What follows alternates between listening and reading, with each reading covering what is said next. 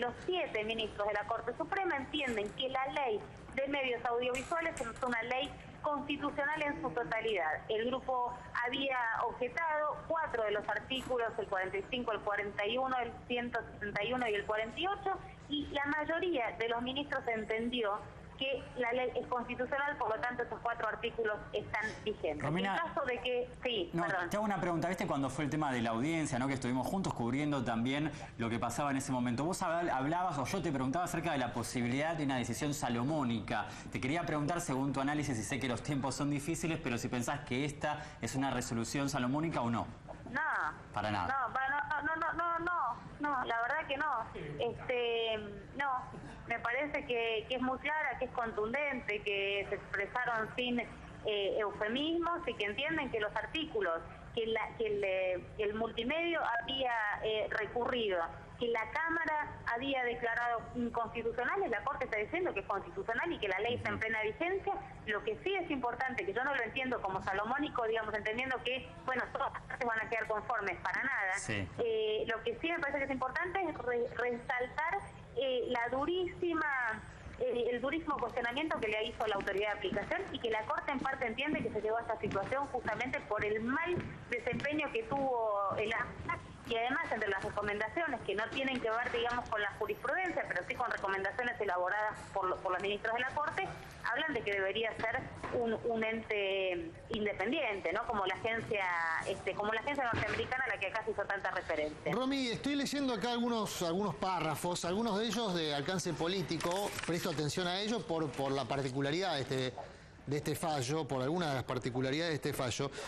Expresamente dice el fallo que se toma esta decisión porque no se ve afectada la libertad de prensa o la libertad de expresión del grupo Clarín, que fue uno de los temas, ¿no?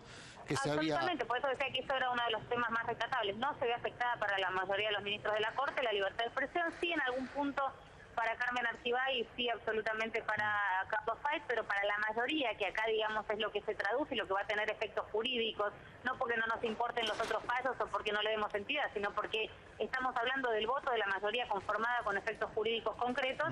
No hay afectación a la libertad de expresión, al menos en la ley. La diferencia más importante que tenemos que entender es entre la ley y la aplicación de la ley. Los ministros de la Corte lo que dijeron mientras estuvieron leyendo lo que llegaba de la Cámara, lo que llegaba del juez de primera instancia Alfonso, lo que vieron en las audiencias es, vamos a ver si la ley y los 4 artículos de la ley son o no constitucionales. Ahora, Romina... Sobre la aplicación lo que dicen es no sabemos porque no se aplicó todavía, se aplica mal. Está bien. Bueno, eso es una consideración de la Corte, ¿no? Es cierto que no se aplicó en su totalidad, hay resoluciones de la AFTA que explican por qué no se puede aplicar en su totalidad, si no sería una desventaja para los grupos competidores de Clarín, pero es otra discusión.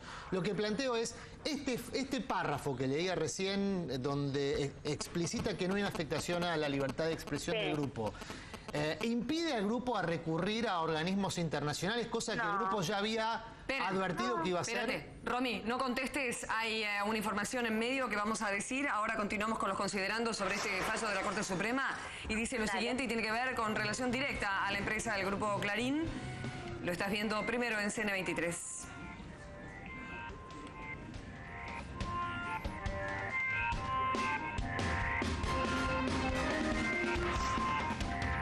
El grupo suspendió su cotización en la Bolsa de Comercio. Acerca de esta decisión, algo, Romy, cortaste. Esperable, Karin. Y sí, En 10 minutos bajó casi 7 puntos la cotización de la acción del grupo Clarín. Cuando ocurren este tipo de cosas, las empresas retiran la cotización del mercado porque claramente se ve muy afectada la cotización del grupo. Pero esto es solo el comienzo. El grupo Clarín cotiza no solamente en la Bolsa de Comercio de la Argentina, sino también en la de Londres. Va a haber afectación patrimonial desde el vamos, más allá de la decisión de la adecuación patrimonial por el valor de la acción que caerá.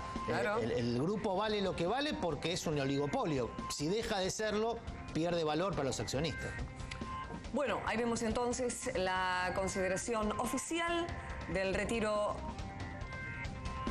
de la cotización en bolsa, la interrupción por parte del grupo después de esta inminente decisión de la Corte Suprema de Justicia de fallar a favor de la constitucionalidad en contra del grupo, claro está. Hay que decir también que el Estado es accionista del grupo Clarín a partir de las acciones recuperadas por la la ANSES, aquellas acciones que pertenecían a las AFJP y que el Estado también está interesado en que la cotización del grupo se adecue, hablando de adecuación, a una realidad patrimonial y que no siga estos vaivenes que en definitiva perjudican. Tanto se habla del dinero de los jubilados, ¿no? Las inversiones de la ANSES son inversiones que se hacen para garantizar los 2 aumentos anuales, el pago en tiempo y forma de los haberes jubilatorios. Esta es una de las tantas inversiones que tiene la ANSES, heredadas en este caso de las AFJP, de modo que se da también esta particularidad de que el Estado, porque veíamos que justamente el Grupo Clarín hace referencia a la resolución judicial en los autos caracterizados como Grupo Clarín y otros contra el Poder Ejecutivo. Bueno, el Estado forma parte también del mismo grupo, pero en minoría, claro está, ¿no? No integra, no tiene poder decisorio. Recordamos las sesiones con Moreno allí. Con Moreno y Kicillof, que eran los representantes del Estado en esas sesiones. Ahora, ¿de qué se tiene que desprender el grupo? Bueno, de lo que quiera, acá no hay una obligatoriedad, hay 5 incompatibilidades manifiestas. Vamos a repasar estas por lo menos. La ley prevé que aquel que opere televisión por cable, ¿sí?, para hablar con nombre propio, Cablevisión, que es la compañía que tiene el Grupo Clarín, debe hacerlo con limitaciones respecto al alcance.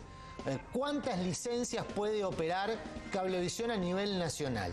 Deberá desprenderse entonces de las licencias que excedan esa cantidad, ¿sí?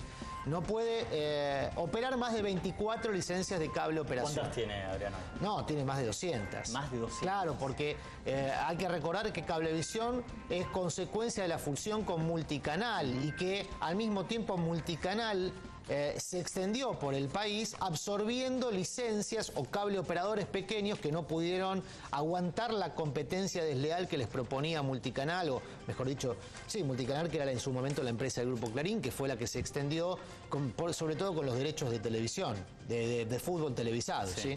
Ahora bien, esa situación es una en particular y ya hay una afectación directa. No puede operar más de 24 licencias de Cablevisión. Ahora, si mantiene Cablevisión en algunos distritos donde además tiene operación de televisión por aire, caso Canal 13, se va a tener que desprender de alguna de las dos cosas. No se puede operar televisión por aire y cable en el mismo radio. ¿Por qué es esto? Todo esto tiene una explicación, ya lo hemos hablado hace 4 años cuando se discutía la ley, pero es bueno recordarlo. Esto lo que busca es evitar que un cable operador beneficie a las señales propias en desmedro de otras señales. Voy a dar un ejemplo que nos involucra.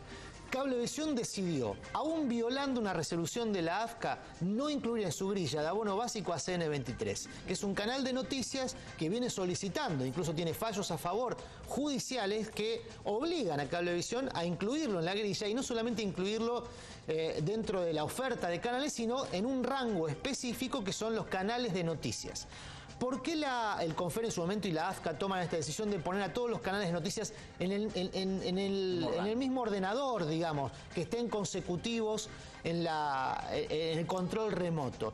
Porque se busca evitar la competencia desleal que implica tener, por ejemplo, ATN, que es el canal de noticias del Grupo Clarín, entre Telefe y Canal 13, que son los de mayor audiencia, con lo cual el cable operador beneficia a su propio canal de noticias en desmedro del resto. Y en esto los usuarios no tienen voz y voto. Claro. Los usuarios no pueden pedirle al cable operador que le incorporen en la grilla a tal canal en tal lugar, sino que lo decide discrecionalmente el dueño del cable operador o el cable operador.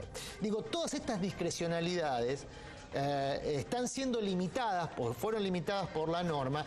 ¿Con qué objetivo? Con el objetivo de ampliar la posibilidad del acceso del público a la información.